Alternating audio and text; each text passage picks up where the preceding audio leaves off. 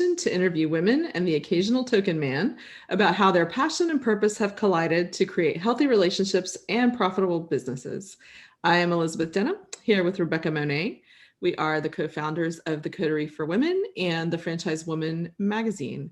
Rebecca, how is it going?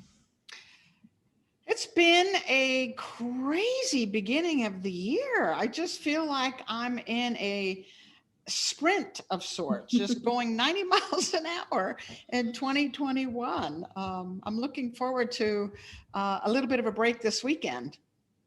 Good. You got any plans? That's the whole point. No plans. No plans. That's very outstanding. Yeah, that's kind of what I'm thinking, right? Just relax a little bit.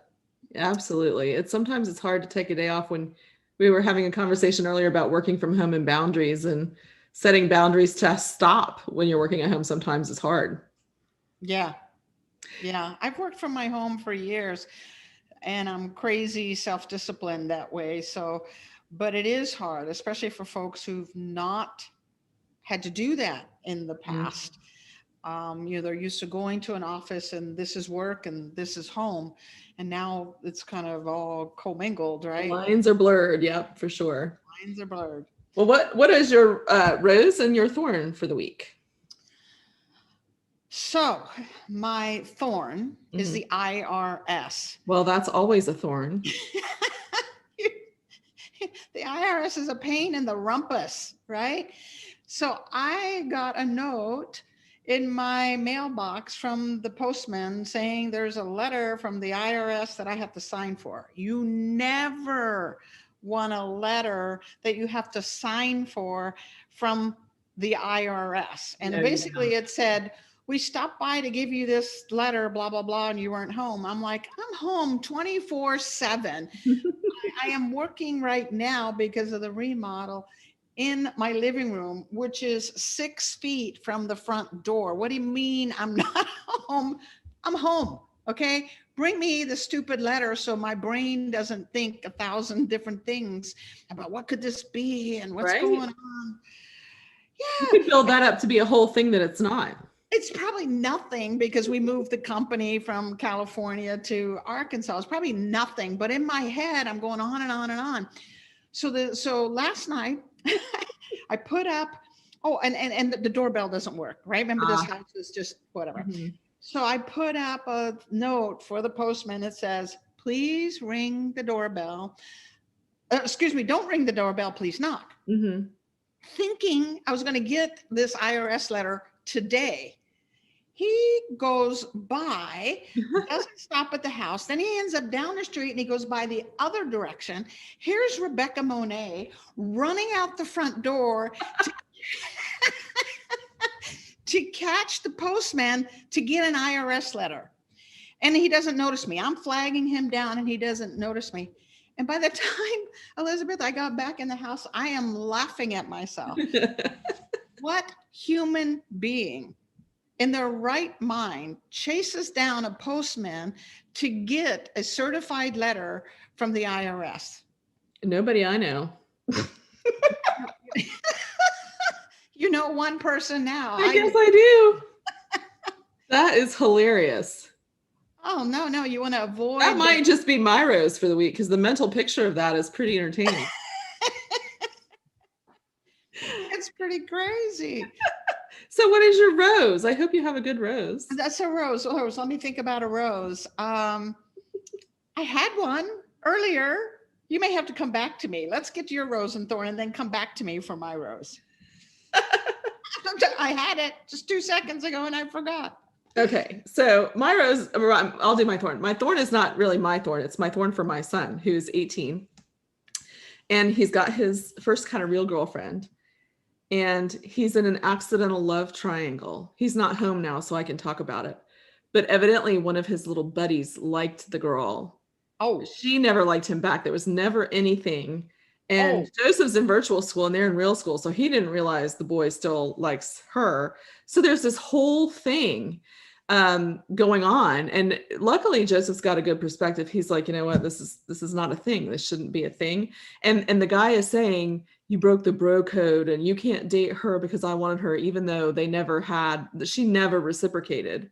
And so I was telling him, I'm like, this is kind of not okay with me because this is a man showing ownership over a woman. Like, I claim her, therefore you cannot. Even though there was never any relationship between them, she never gave him any indication that there was a thing. And it's caused this whole conflict. And I'm like, well, Joseph, you just need to tell him that that's bordering on misogyny, and you don't claim another human. You know, when there was nothing there, he made it up in his mind. Well, everybody thought we were dating because we were friends and we hung out. And I'm like, just because he was making assumptions doesn't mean they're true. So I've been having to help him, Joseph, navigate through this. He's been stressed out, but he's not going to change his behavior. He's like, you know what? You can't lay dibs on a woman or a girl, a young girl. So anyway, it's been kind of an interesting little saga going on at our house, especially the love triangle. Well, it's interesting because he called it a bro code. I think women have that too, where if a girl likes a particular guy, then that guy is off limits to any friends. It doesn't matter if there's a reciprocation going on. I never thought about that because it probably is some kind of code, an unspoken code that we have when we have interest in something. Right. Well, you have to know it. I mean, Joseph didn't really know he liked her like that. So, I mean, what's he supposed to do? So here's I just realized what my rose is now. Okay. So he's showing me some of the communication, and the third friend, there's like three best friends. The third guy is like, Joseph, come on. He goes, this is in a text. You're hot stuff, bro. You could get another girl in a second. And I looked at him and I was like, so you're hot stuff? And he Hot goes, stuff. apparently I am. I was like, that has made my week. The fact that an 18-year-old boy told my son he was hot stuff. There's more fish in the sea. Like, that's the best thing I've ever heard in my entire life.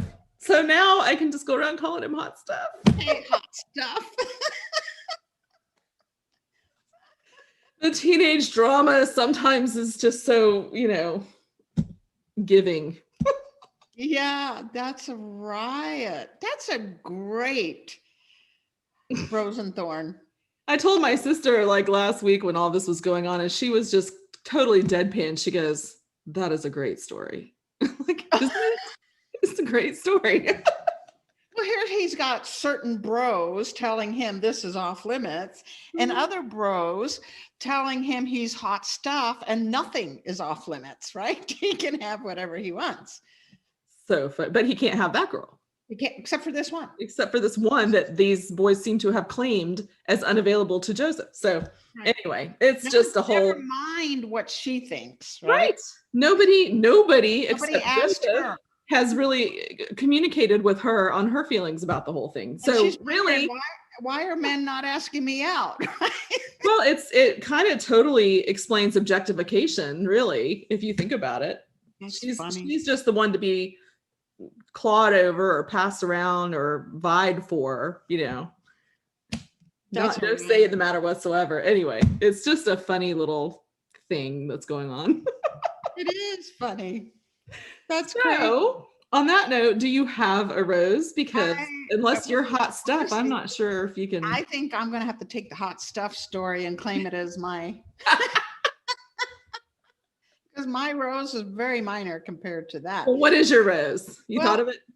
As you know, I recently moved from California to Arkansas, and I love stevia, which is a sweetener that typically comes from South America, and it's a natural sweetener. And I have a particular brand that I just love, and I can't find it here. And I've been like crazy about, I need the stevia. No, nothing, it's like a drug, right? Somehow I just got to have it. And the good news is I have friends in high places, because that's a perk. In the mail today comes stevia from California. Who sent it to you? My friends in high places. Nice. That's nice. Those are good friends. Those are good friends. I have good friends. Yes. Or should we just call them your dealers? They're my dealers of stevia, right?